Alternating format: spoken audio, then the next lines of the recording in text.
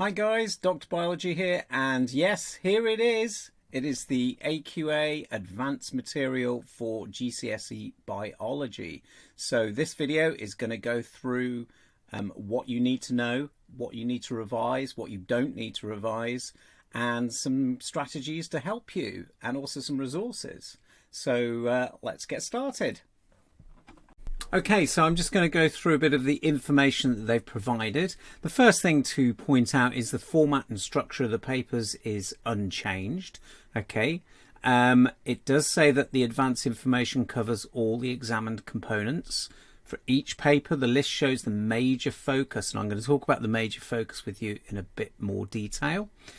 It says each paper may cover some or all of the content in the listed topic. Okay, so they're saying pretty much anything could come up related to the topics that are going to be examined. And then they show which required practicals will be assessed. So they're not going to ask you to revise all of the required practical content. Topics not assessed either directly or through linked content have also been listed, and I'm going to show you those things. So these are the things you do not need to revise. Okay, it's really clear to say do not revise them because they won't come up. And then the information is in spec order, specification order, and not in question order. And that is rather confusing to students. I'm going to explain that to you. But one thing that will occur is the normal practical skills, so the working scientifically aspects, math skills, percentage changes, looking at data, working scientifically will occur throughout the paper as normal. It is not permitted to take this advanced information into the exam. Indeed. Right. So, advice. So this is what AQA says. It's advised that teaching and learning should still cover the entire subject content. Well, that really is basically related to your school and your personal circumstances. I know that for some students it's been very difficult over these last 2 years, so you're just going to have to do what you can do. Topics not explicitly given in any list may appear in low tariff questions, and I'll talk about that again because you do not want to forget about the low tariff questions because that could tip you over to a higher level. And students will still be expected to apply their knowledge to unfamiliar context. So pretty much the exam is the same kind of structure as exams that have gone on before.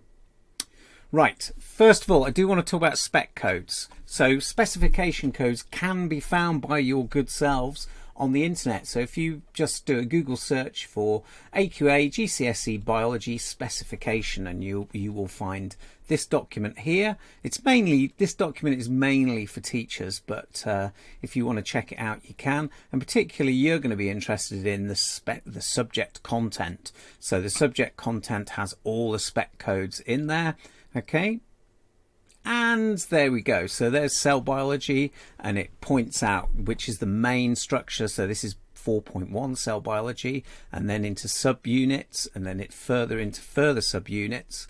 But it shows pretty much everything you need to know. And probably if you've done cell biology, you could read that list and say, yeah, I know all those things with the help of Dr. Biology. There we go. So that's the website, but as I said, you can easily just do a Google search. Right, so let's get on to the meat. Okay, so this is paper 1.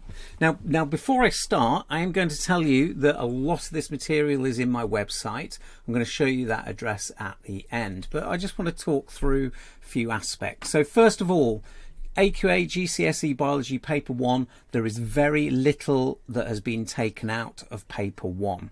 All right, so let's just go through the 4 units first. So first of all, cell biology, you can see there is a major focus on cell structure. So that's plant and animal cells, eukaryotic, prokaryotic cells, microscopy, and you'll notice that you need to know how to use a light microscope. That was one of the required practicals. Cell division is not there. It is still being assessed though.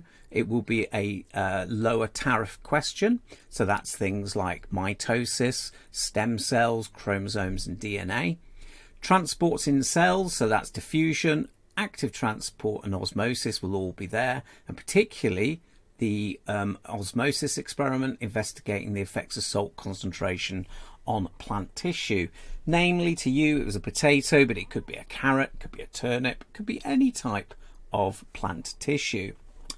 B2, organisation. So again, principles of organisation. So that's cells, tissues, organs, organ systems could come up, but the main focus is going to be on animal tissues, organs and organ systems. So we're talking about digestive system, enzymes, coronary heart disease, heart, lungs, etc. And you'll notice there's a focus on tests for carbohydrates, lipids and proteins. But you will not be assessed on anything related to the components of blood or anything to do with cancer. You might still be asked to do some questions on blood vessels, so you need to be aware of that.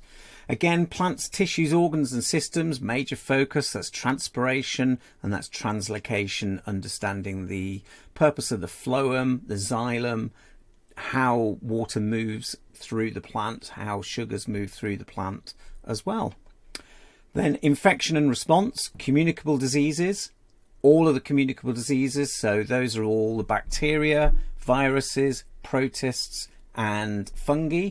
Okay, they'll look at particularly vaccinations will be in there, I'm pretty sure, but what won't be there is antibiotics and painkillers and the discovery and development of drugs. One key thing that I think you will really need to do some work on is the monoclonal antibodies. Okay, now there was a really good question in the 2020 exam for paper 1, so I would search that one out if you could. And then plant disease, that is in there, but it's a minor focus. Then on to bioenergetics. Photosynthesis is there, respiration is also there, but no response to exercise. So no talking about lactic acid, oxygen debts, things like that. Notice it's a minor focus this year, which I'm quite surprised at because it's quite an important kind of central foundation stone of biology. But there you go. Okay, so I'm not going to stay too much on this page. There's a lot of information. You can find this information in my website, which is drbiology.uk. Okay, and it's a nice little A4 poster that you can stick up on your wall, and it gives you all the major focus areas, could be on the paper, required practicals, and the topics not assessed. Right, paper 2, lots of red in this. Can you see all the red? These are all the topics not assessed. And just to briefly talk about inheritance, variation and evolution, there is hardly anything on this topic in your exams. So there's nothing on variation and evolution, nothing on genetics and evolution, nothing on classification of living organisms. So they're completely chucking all of that out, which I'm really surprised at. So also in reproduction, loads about asexual reproduction and sex determination are out there as well.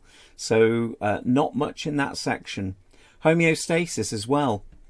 Notice there is nothing on structure and function of nerves or systems in the human nervous system. So what is in there? Well, it'll be body temperature.